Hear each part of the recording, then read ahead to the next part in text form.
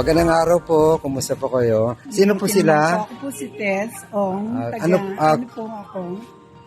Employee po ako ng St. Benedict Parish. Kumusta po ang simbahan nung wala pa po yung ating ventilation dati? Sobra pong init, masyadong kulog, at saka po yung ventilation na po, very, very poor po. Opo. Pero nung nagkaroon po kami ng ganito, mas nakakatagal po yung mga tao sa loob kahit po puno yung simbahan. Ganun po ba? Kumusta na yung nakarang Holy Week? Okay naman po. Kumusta yung mga tao po? Opo, hindi na ho siya yung suffocated kasi nga ho, sa panahon natin ngayon sobrang init po. Okay naman po ang naging result.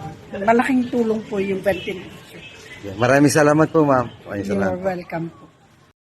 Hi guys, I'm Rowena, barista po dito sa What About Coffee.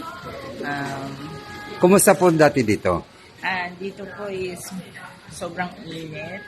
Then, sir, ano talaga, tumutulo talaga Talaga po? yung pawis namin. Then Nung- kahit may electric fan, kahit may- grabe talaga. Ano po yung hangin electric fan dati? Parang apoy niya eh. Sa totoo lang, parang apoy talaga yung bilubog. Then, Nung kinabit po? nung kinabit yung ventilation. Saan po yun? Ayun sa taas. Yun. Ayun. Lumamig na siya yun. Honestly. Lumamig siya. Tapos, kumbaga yung buga ng hangin galing sa electric fan. Yung normal na Opo. buga ng hangin. Lumamig. Anong lumamig yan? Hindi na nahihirapan yung mga machine namin. Minsan kasi nag-fail yung ano namin eh. Talaga po? Sa sobrang init kasi ng area. Nag-fail yung ano namin, mga machines. Ganun po talaga. May mga ano po siya eh. May mga parang nare-reach niya yung heat. Pa-power shot din. So, dahil sa ventilation, okay. Okay, maraming salamat po. Ako si Teacher Aileen. Ako ay nagtuturo ng grade 4. Dito sa aming classroom ay kapag 10 o'clock, so iba na yung ambience talaga ng room namin. So mainit na siya. Masasabi ko na malaki na yung pagkakaiba kahit hindi pa siya complete.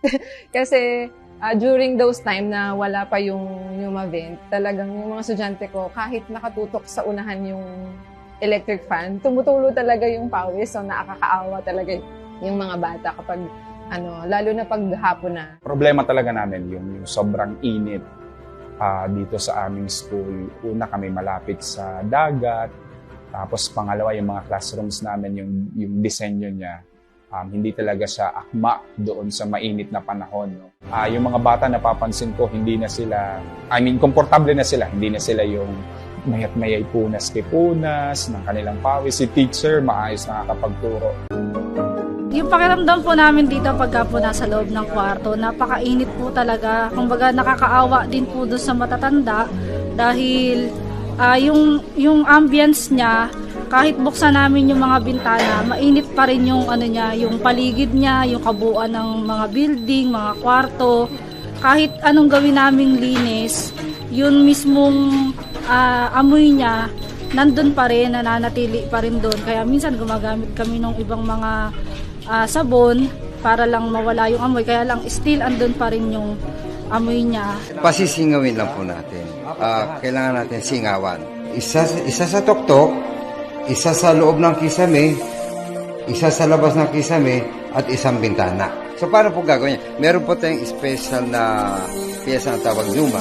Kaya nga, matuwan-tuwa kami kasi magkakabit kayo ng Numa, ventilation.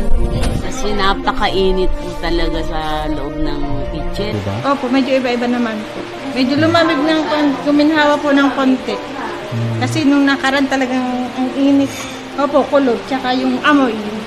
Dahil nai-stack yung amoy ng ihi. Pero ngayon po hindi naman. Medyo iba. Kumbaga, hindi tulad dati. Medyo mainit ang tapos kulog. Madilim. Parang nahihirapan sila. Lagi silang gusto nilang lumabas kasi mainit. Kaya pag may si Nanay Ruby, doon siya natutulog sa mapresko. Medyo maalwa na po. Medyo malamig na ang hangin, gawa ng parang may binago po kayo nila. Kanina kasi mainit dito sa loob eh. Ayan na, may nararamdaman na akong hangin. Dati wala kang mararamdamang hangin dito na galing sa labas eh. Ngayon may nararamdaman na akong hangin.